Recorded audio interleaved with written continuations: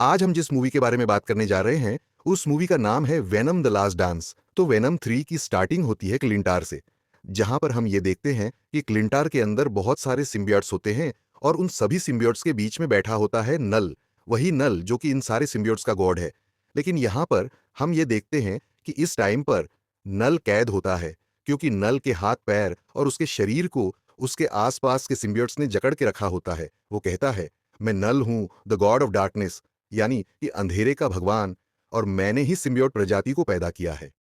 नल कहता है कि आज से बहुत सालों पहले वो अपने अंधेरे के साम्राज्य में था, लेकिन फिर अचानक से एक दिन रोशनी आई और उसने उसके अंधेरे के साम्राज्य को उससे छीन लिया। लेकिन उसके बाद आगे चलकर उसके बनाए हुए सिम्बायट बच्चों ने भी उसे धोखा दिया और उसे पकड़कर इस क्लिंटार के अंदर कैद कर दिया।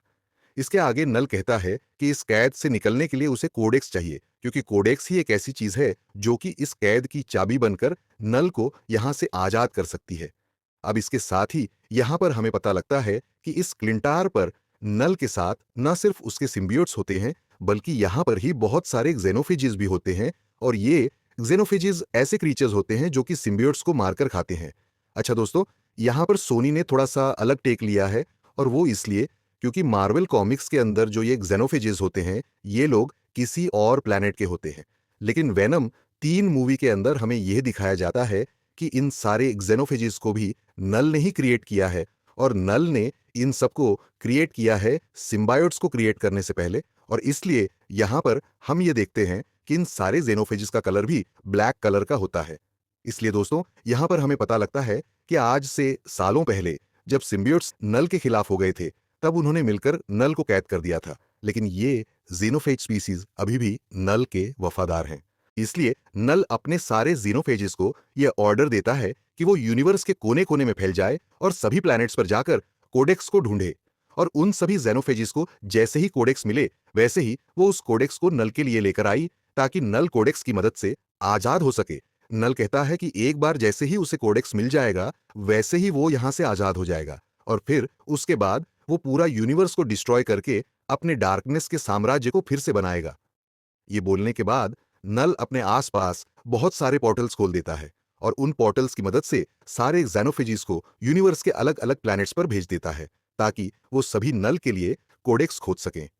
आगे कहानी में हम एडी ब्रॉक को देखते हैं, और एडी ब्रॉक इस टाइम उसी बार में बैठा होता है जिस बार में वो स्पाइडरमैन नो वे होम के अंदर था। और हमें यह पता लगता है कि ये सीन भी स्पाइडरमैन नो वे होम वाला ही सीन है। यहाँ पर एडी ब्रॉक एमसीयू हीरोज के बारे में जानने की कोशिश कर रहा होता है, और इसके साथ ही वो बारटेंडर से यह भी सुनता है कि इस वाले यूनिवर्स के अंदर थेनोस नाम का कोई विलेन आया था, जिसने आधे यूनिवर्स को 5 सालों के लिए गायब कर दिया था। हालांकि इन सब के बाद ही हम यह देखते हैं कि एडी ब्रॉक अपने वेनम सिम्बियोट के साथ अपने यूनिवर्स में वापस आने लगता है, क्योंकि इस टाइम पर डॉक्टर स्ट्रेंज अपना स्पेल कास्ट करते हैं, और इसलिए अगले पल एडी ब्रॉक और वेनम सिम्बियोट अपने यूनिवर्स में वापस आ जाते हैं।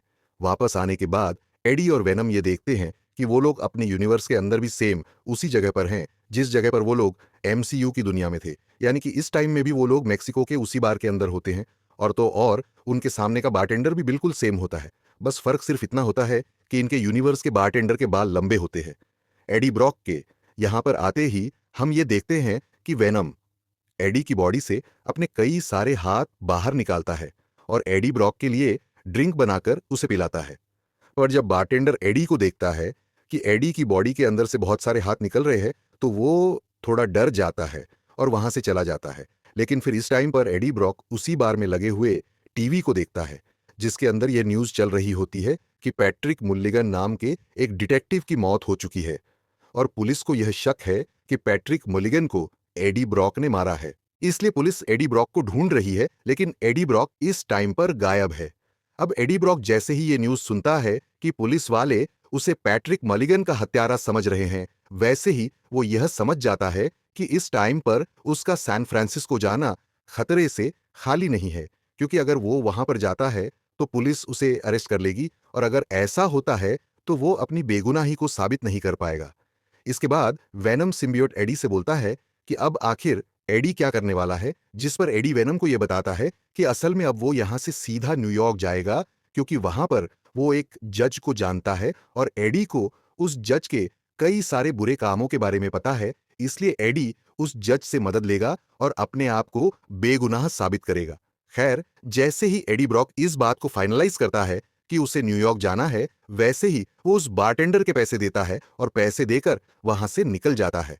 लेकिन दोस्तों, इस टाइम पर हम ये देखते हैं कि बारटेंडर को पैसे देने के लिए वेनम अपना हाथ निकालता है और उसके काउंटर के ऊपर पैसे रख देता है।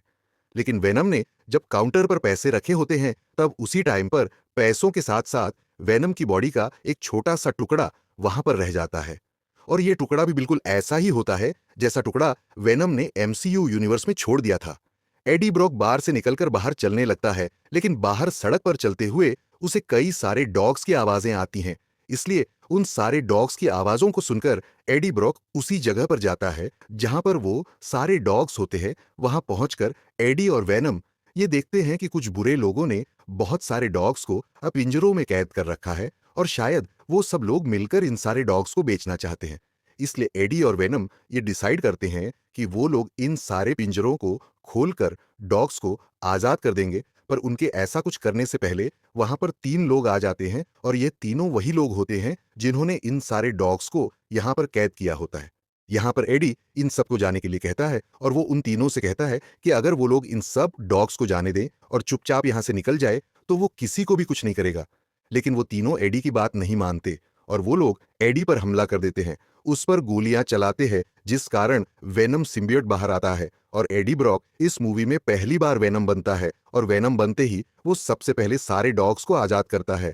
फिर उन तीनों विलेंस को पकड़कर वेनम उनके सिर को खा जाता है। इस सब के बाद एडी फिर से अपने ह्यूमन फॉर्म में आ जाता है और उन सभी डॉग्स को आजाद करके वो वहां से निकल जाता है। लेकिन हम ये नोटिस करते हैं कि एडी के पीछे वाली बिल्डिंग पर एक ज़ेनोफेज आ जाता है, यानी कि वही ज़ेनोफेज जिसे नल ने भेजा है। बट एडी ब्रॉक उस ज़ेनोफेज को देखता नहीं है और वो अपने रास्ते पर चलता रहता है। दूसरी तरफ हम ये देखते हैं कि यहाँ से बहुत दूर एक आदमी बैठा है जो कि एडी ब्रॉक पर नजर रख रहा होता है और एडी ब्रॉक जिस रोड पर चल रहा है उस रोड के सीसीटीवी कैमरा एडी ब्रॉक की फुटेज कवर कर रहे होते हैं और इन सभी फुटेज के जरिए वो अनजान आदमी एडी ब्रॉक को देख रहा है। अब यहाँ पर हमें इस आदमी का फेस नहीं दिखाया जाता है, लेकिन ये आदमी यहाँ पर कहता है कि एडी ब्रॉक अब बाहर आ चुका है और इसलिए अब इसे पकड़ने का वक्त आ गया है। फिर इसके लिए ये अनजान आदमी जनरल रेक्स को फोन करता है और उससे कहता है कि वो एडी को पकड़ ले और यहाँ पर उसकी बातों से हमें पता लग जाता है कि ये आदमी चाहे जो भी है, लेकिन ये एडी ब्रॉक और वेनम दोनों के बारे में अच्छे से जानता है। इसके बाद सीन सीधा जनरल रेक्स पर शिफ्ट होता है, जो कि इंफॉर्मेशन मिलते ही अपनी टीम के साथ सीधा उसी बार के अंदर जाता है जहां पर एडी और वेनम थे। जहां पहुंचकर वो उस बारटेंडर से इंफॉर्मेशन लेता है, जिस पर वो बारटेंडर जनरल रेक्स को ये बताता है कि अभी जो आदमी आया था उसके बहुत सारे हाथ थे और वो अपने हाथों को बहुत ही लंबा करके कुछ भी पकड़ रहा था। ये बात सुनकर जनरल रेक्स अपनी टीम से कहता है कि वो लोग उस बारटेंडर को बेहोश करके अपने साथ ले चलें। फिर उसकी टीम ऐसा ही करती है, वो उसे बेहोश करके अपनी गाड़ी में डाल देते हैं। लेकिन हाँ, इसके साथ ही जनरल रेक्स वेनम सिम्बियोट की बॉडी के उस छोटे से पार्ट को भी उठा लेता है जो कि वेनम की बॉडी से निकलकर काउंटर पर रह गया था। आगे कहानी में हमें एक लेडी को दिखाया जाता है। इस लेडी का नाम होता है डॉक्टर पेन और हमें पता लगता है कि ये डॉक्टर पेन बेसिकली एरिया 51 के अंदर रिसर्च का काम करती है। अच्छा दोस्तों, जो भी लोग नहीं जानते हैं उन सबको मैं बता दूं कि बेसिकली एरिया 51 नाम की जगह यूएसए में सच में एग्जिस्ट करती है और इस जगह को लेकर ऐसा कहा जाता है कि यहाँ पर एलियंस और एलियंस से जुड़ी हुई चीजों पर रिसर्च की जाती है और हमें इस मूवी के अंदर भी ऐसा ही दिखाया जाता है। खैर, हम डॉक्टर पेन को देखते हैं जो कि एरिया 51 में अपना काम करने जाती है और वहां पर आकर हमें यह पता लगता है कि बेसिकली अर्थ पर जितने भी सिम्बियोट्स मौजूद थे उन सारे सिम्बियोट्स को पकड़कर यहीं पर रखा गया है। लेकिन इसके कुछ टाइम बाद ही यहां पर डॉक्टर पेन से मिलने के लिए जनरल रेक्स आता है, जिसके बाद हमें पता लगता है कि जो जनरल रेक्स है ना, वो भी असल में एरिया 51 के लिए काम करता है।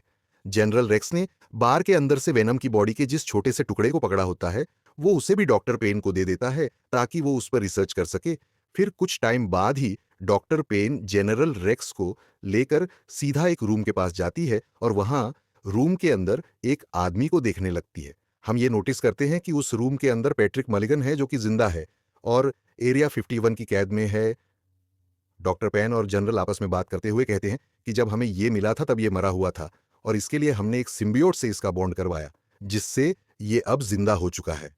अच्छा दोस्तों, यहाँ पर हमें यह भी पता लगता है कि सोनी के स्पाइडरमैन यूनिवर्स के अंदर कोई सिम्बायोट किसी भी मरे हुए को जिंदा कर सकता है। खैर, आगे हम नोटिस करते हैं कि पैट्रिक मलिगन एकदम से खड़ा हो जाता है और वो रूम के शीशे के पास आता है, जो डॉक्टर पेन और जनरल से बात करते हुए उनसे कहता है कि तुम सबके ऊपर बहुत ही बड़ा खतरा आने वाला है।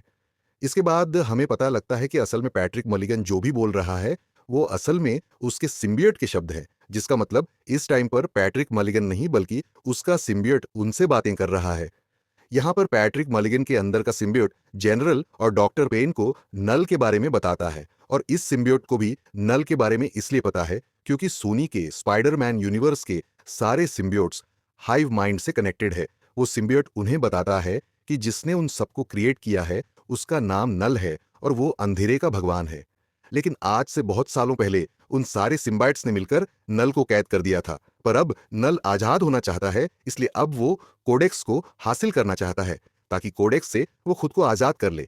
अब सीन शिफ्ट होता है, सीधा एडी को दिखाते हैं, जहां एडी ब्रॉक वेनम सिम्बियोट बनकर एक प्लेन से चिपक गया है और वो उसी प्लेन के जरिए हवा में उड़कर न्यूयॉर्क आ रहा है। लेकिन इसके अगले पल एक एक्सेनोफेज वेनम को ट्रेस करता हुआ उसी प्लेन के ऊपर आ जाता है, जिसके बाद उसी प्लेन पर वेनम और जेनोफेज की फाइट होती है। और हम यहाँ पर ये देखते हैं कि जेनोफेज को वेनम की बॉडी के अंदर कोडेक्स दिख रहा होता है, जो कोडेक्स वेनम के गले पर होता है। यहाँ वेनम किसी तरह से जेनोफेज को चकमा दे देता है, वो प्लेन से कूदकर एक पैराशूट खोलता है और एडी को बचा लेता है। नीचे आकर एडी ब्रॉक वेनम से पूछता है कि आखिर वो क्रीचर कौन था और वो उन पर हमला क्यों कर रहा था, जिसका जवाब देते हुए वेनम एडी को यह बताता है कि असल में वो एक जेनोफेज था और वो यहाँ पर उनसे उनका कोडेक्स लेने आया था। अब वेनम की बातें सुनकर एडी को कुछ भी समझ नहीं आता है, इसलिए एडी उससे कहता है कि आखिर ये सब क्या चल रहा है। जो सुनकर वेनम एडी को सब कुछ शुरुआत से बताता है। वेनम एडी को बताता है कि असल में उन सभी सिम्बियोट्स को एक गॉड ने क्रिएट किया है, जिस गॉड का नाम है नल। लेकिन उसी नल ने सभी सिम्बियोट्स को क्रिएट करने के साथ साथ सारे एक्सानोफेज को भी क्रिएट किया है, यानी कि वही क्रीचर जो कि उन पर हमला करने आया था। और आज से बहुत सालों पहले सारे सिम्बियोट्स ने मिलकर नल को क्लिंटर के अंदर कैद कर दिया था, पर अब नल आजाद होना चाहता है और आजाद होने के लिए उसे कोडेक्स चाहिए। साथ ही वो कोडेक्स के बारे में बताते हुए वेनम एडी से कहता है कि एक सिम्बियोट के अंदर अपने होस्ट को फिर से जिंदा करने की पावर्स होती है, इसलिए मान लो अगर किसी सिम्बियोट का होस्ट मर गया तो वो सिम्बियोट अपने होस्ट को फिर से जिंदा कर सकता है। हाँ, लेकिन जैसे ही कोई सिम्बियोट अपने होस्ट को फिर से जिंदा करता है, वैसे ही उसके और उसके होस्ट की बॉडी के अंदर एक एनर्जी डेवलप हो जाती है और वही एनर्जी असल में कोडेक्स है। और यही कोडेक्स नल को चाहिए, जिससे कि वो खुद को क्लिंटर नाम की जेल से आजाद करवा सके। वेनम की बात सुनकर एडी उससे कहता है कि अच्छा है कि हमारे पास तो कोई कोडेक्स नहीं है, क्योंकि मैं तो कभी नहीं मरा हूं। पर यह सुनते ही वेनम एडी से कहता है कि तुम एक बार मर चुके हो, जिसके साथ हमें एक पुराना सीन दिखाया जाता है, जो सीन वेनम 1 मूवी का होता है। और यहां पर हम ये देखते हैं कि एडी ब्रॉक की मौत हो जाती है, जिसके बाद वेनम सिम्बियोट एडी को फिर से जिंदा करता है और अब इसी वजह से वेनम सिम्बियोट और एडी की बॉडी के अंदर कोडेक्स आ चुका है। फिर वेनम एडी से यह भी कहता है कि जेनोफेज को कोडेक्स सिर्फ तभी दिखाई देता है जब वो एडी ब्रॉक को पूरी तरह से वेनम में ट्रांसफॉर्म करता है, क्योंकि जैसे ही एडी ब्रॉक पूरी तरह से वेनम बनता है, वैसे ही उसके गले पर जो कोडेक्स है वो पूरी तरह से चमकने लगता है और जेनोफेज को कोडेक्स से सिग्नल मिलने लगता है, जिस वजह से जेनोफेज बहुत दूर से भी कोडेक्स को ढूंढकर वहां पर आ जाता है। इसलिए वेनम एडी से कहता है कि जब तक हमारे ऊपर जेनोफेज का खतरा है, तब तक वो एडी को पूरी तरह से ट्रांसफॉर्म नहीं करेगा, क्योंकि अगर ऐसा हुआ तो जेनोफेज उसे ढूंढकर वहां पर आ जाएगी और फिर वो एडी और वेनम दोनों को मारकर कोडेक्स को लेकर सीधे नल को दे देगी, जिसके बाद तो वो दोनों तो मरेंगे ही, बल्कि नल भी आजाद हो जाएगा। जिनके बाद एडी और वेनम आगे बढ़ते हैं और थोड़ा आगे आते ही उन्हें एक घोड़ा दिखता है और वो दोनों डिसाइड करते हैं कि वेनम घोड़े से बॉन्ड होगा, ताकि वो एडी को जल्दी से वहां से ले जा सके। इसलिए वेनम घोड़े से बॉन्ड होता है और एक वक्त में एडी को बचाने की पूरी कोशिश करता है। वो एक फ्रॉग से भी बॉन्ड होता है और एक फिश से भी बॉन्ड होता है। लेकिन जब वेनम के पास कोई भी चारा नहीं बचता, तब वो एडी से प्रॉपरली बॉन्ड हो जाता है। पर उसके ऐसा होते ही हम ये देखते हैं कि जीनोफेज वेनम को ट्रैक कर लेते हैं और वो बहुत तेजी से वेनम के पास आ जाते हैं।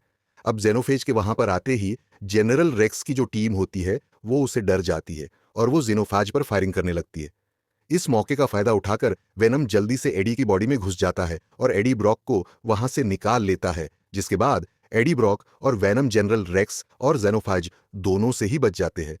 अगले सीन में एडी जंगल में आगे बढ़ने लगता है और वो जैसे ही थोड़ा आगे जाता है वैसे ही वो एक आदमी से मिलता है जिसका नाम होता है मार्टिन, और मार्टिन यहाँ पर अपनी फैमिली के साथ होता है जिसमें उसकी वाइफ और 2 बच्चे भी होते हैं।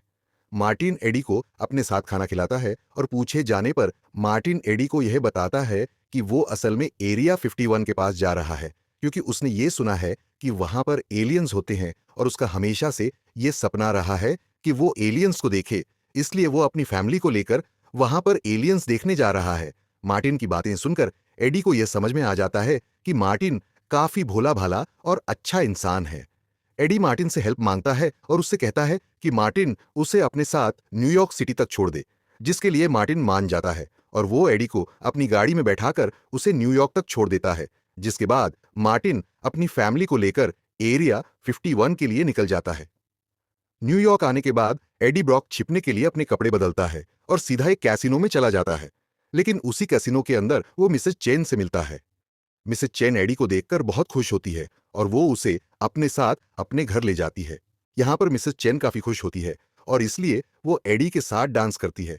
एडी तो मना कर देता है, लेकिन वेनम एक्साइटमेंट में आकर डांस करने लगता है और गलती से वो एडी को प्रॉपरली वेनम में ट्रांसफॉर्म कर देता है। पर जैसे ही ऐसा होता है वैसे ही जेनोफेज उसे ट्रैक करते हुए वहां पर आ जाते हैं और जेनोफेज को देखकर वेनम फिर से एडी की बॉडी में घुस जाता है, जिसके बाद जेनोफेज उसे ट्रैक नहीं कर पाते और वो चुपचाप वहां से चले जाते हैं। लेकिन जेनोफेज के वहां से जाने के बाद ही हम ये देखते हैं कि जनरल रेक्स और उसकी टीम भी वहां पर आ जाते हैं, क्योंकि उन्होंने भी एडी ब्रॉक को ढूंढ लिया था।